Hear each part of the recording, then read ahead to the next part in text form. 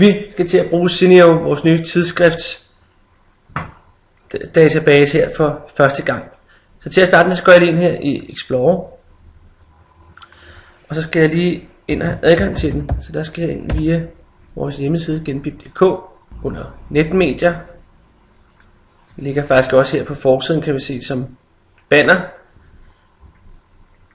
Og ind under netmedier, der kan jeg gå ind under den, der hedder e-litteratur. Og så ligger Zinio hernede i bunden. Så kan jeg bare sige, gå til e-magasiner.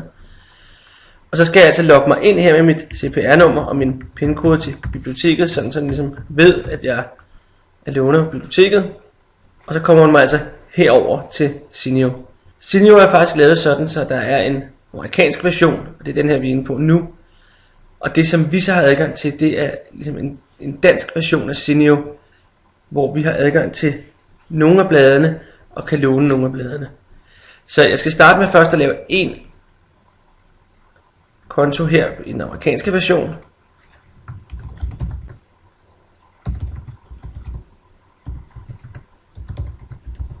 Det gør jeg bare ved at udfylde de her felter her. Sådan. Nu er jeg altså logget ind. Og så kan jeg altså se her der kan jeg søge efter nye magasiner eller tidsskrifter, og her der kan jeg se, hvad jeg egentlig har lånt i forvejen. Hvis jeg går ind her nu, så har jeg jo selvfølgelig ikke lånt noget. Men til gengæld, så kan I se her, nu kommer jeg faktisk ind på den danske del. Nu står jeg lige på køb magasiner, dit bibliotek, og blive medlem af Zinio heroppe. Og det er den anden del af det. Jeg vil godt være medlem af den danske del. Så jeg klikker ind her, for at blive medlem af den danske Zinio. Og det er sådan set de samme ting, jeg skal udfylde herinde. Og det der er lidt vigtigt ved det, det er, at jeg skal sørge for at udfylde med det samme her, fordi så bliver det nemmere for mig fremover. Fordi fremover vil jeg nemlig skulle logge ind 2 forskellige steder. Første gang jeg bruger det her, altså når jeg bruger det på min tablet, min iPad eller min Android eller hvad det nu måtte være, eller min smartphone, der skal jeg altså logge ind med de her 2, men det er kun første gang, at det er lidt besværligt. Men jeg har udfyldt det her, og jeg vil godt være medlem af Zinio her. Sådan, og nu er jeg altså inde på den danske version af Zinio. De vil godt vide lidt om, hvad der egentlig optager mig, og det, jeg vil da godt vide lidt om biler og nyheder og mænds interesser og videnskab og teknologi. Sådan der. Når jeg kommer ind, og jeg har valgt nogle interesser her, så kommer den op med nogle forslag til, hvad jeg kunne være interesseret i.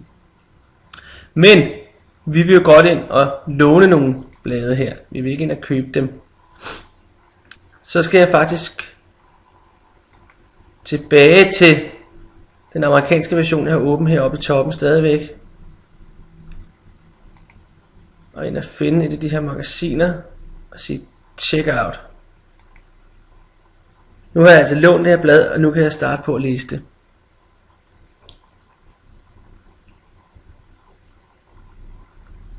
Sådan, og så kan jeg så se, nu kommer den over her i min danske læseliste. Og så kan jeg altså begynde at læse det her blad. Det er altså sådan, så vi kun har mulighed for at tilbyde amerikanske blade eller engelske blade lige i øjeblikket. Da der i øjeblikket ikke eksisterer nogen aftale med et dansk bladudgiver. Men nu kan jeg altså gå ind her og læse det her blad, som jeg har lånt på biblioteket. Og klikke mig frem og tilbage her.